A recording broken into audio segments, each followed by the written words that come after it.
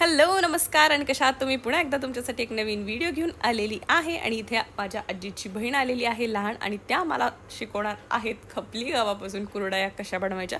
बाहेरच्या बाजूला मस्तपैकी राघव, पप्पा, भैया, आजी सगळे निवांत कैऱ्या फोडत बसलेले आहे लोणचं करण्यासाठी। हा व्हिडिओ गेले 15 दिवस जुना आहे, त्यामुळे तेव्हा पावसाळा नव्हता। तर सगळ्यात आधी मुद्द्यावर येऊयात आणि हे जे आहेत खपली गहू आहेत त्याला मस्तपैकी धुवून घेतलेला आहे आणि त्याला स्वच्छ पाण्यातून धुतल्यानंतर असं या पद्धतीने 4-5 पाण्याने व्यवस्थित धुवून घ्यायचं आहे आणि त्यानंतर त्याच्यामध्ये मावेल इतकं म्हणजे जास्तीत जास्त पाणी घालून ठेवायचं आहे आपल्याला आणि साधारण 24 तास आपल्याला त्याला मस्तपैकी बाजूला एका कोपऱ्यात ठेवून द्यायचं आहे आणि न हात लावताच तसंच ठेवायचं आहे। सो त्याला अजिबात डिस्टर्ब करायचं नाही, डायरेक्ट दुसऱ्या दिवशीच आता ह्याला आपल्याला बघायचं आहे। तर वरती आलेला हा सगळा फेस पाणी जे आहे ते सगळं काढून घ्यायचं आहे आणि जर तुम्ही साधे गहू वापरत असाल तर 2 दिवस लागतात कुरडई करायला, हे माहितीच असेल सगळ्यांना। पण खपली गहू जे आहेत ना ते लवकर त्याच्यातनं चीक काढता येतो आपल्याला आणि खपली गहूची टेस्ट आणि कुरडई जास्त पांढरी शुभ्र आणि टेस्टी होते असं मावशींचं म्हणणं आहे। मी पहिल्याच वर्षी खाते खपली गव्हाच्या कुरडया आणि खूप इझिली 24 तासातच त्याच्यामधला जो चीक आहे कुरडई बनवण्यासाठी लागतो तो निघतोय। हातानेच असं मळून घेतल्यावरच निघतोय, तुम्ही बघू शकता किती इझिली त्यातनं मस्तपैकी चीक निघतोय। थोडं थोडं पाणी ॲड करायचं आणि हाताने मळून घेतल्यावरच मस्तपैकी त्याच्यातला चीक यायला सुरुवात होते। त्यानंतर आपल्याला त्याच्यातलं सगळं मस्तपैकी चीक बाजूला काढून घ्यायचं आहे आणि जे गहू आहेत ते बाजूला ठेवायचे आहेत। ह्याच गव्हाचा आपण खारुड्या बनवू शकतो, काही ठिकाणी याला पेनुड्या म्हणतात, तुमच्याकडे काय म्हणतात हे मला नक्की कमेंट सेक्शनमध्ये कळवा। त्यानंतर एक सुती कापड घेतलेलं आहे, चाळणी घेतलेली आहे, त्याच्यामध्ये ते गहू चीक जो काढला आपण तो टाकलेला आहे आणि व्यवस्थित गाळून घेतलेला आहे।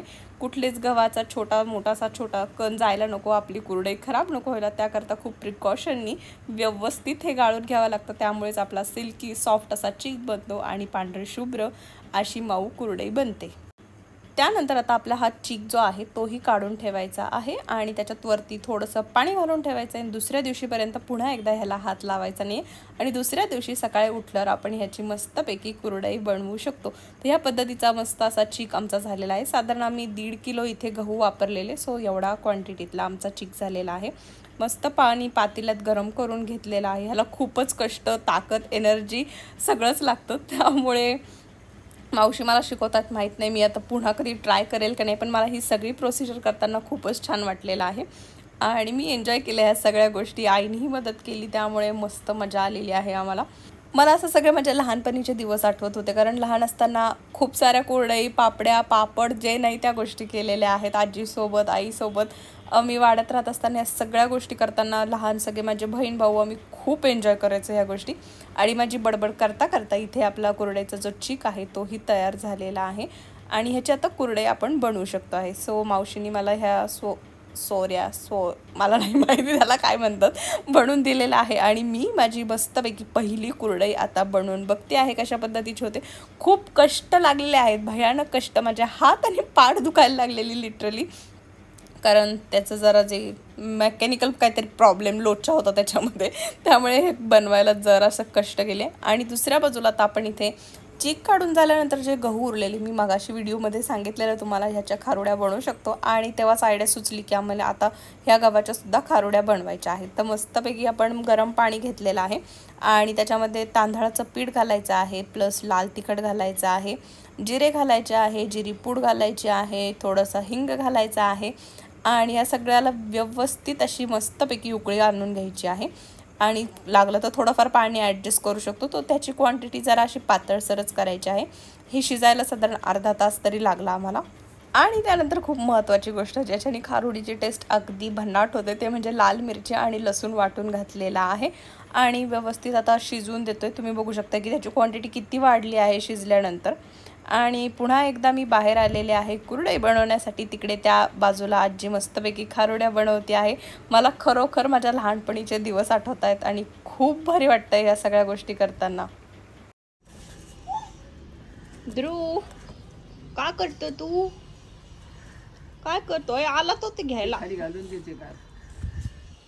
आला आला आला आला आला, ए माझी घोंबडी आला आला आला। तर थोड्याशा प्रमाणातल्या माझ्या कुरडया, खारुड्या असं सगळ्या गोष्टी बनवून झालेल्या आहे। मला ओली कुरडई आणि खारुडी खायला खूप जास्त आवडतं. म्हणजे लहानपणीपासून मला खूप ते क्रेज होतं की अशी अर्धवट सुकलेली कुरडई खारोडी सुकत घातली आईने की मग थोडे वाळल्यानंतर जाऊन उचलून काढायची, ते प्लास्टिकवरून असं काढायला फार मजा यायची आणि त्यानंतर खायचं.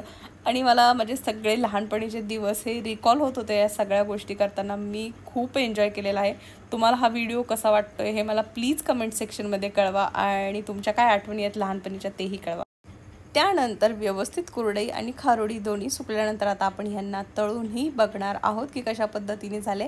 तर माझा हा फर्स्ट अटेम्प्ट होता वैयक्तिक कुरडई बनवायचा.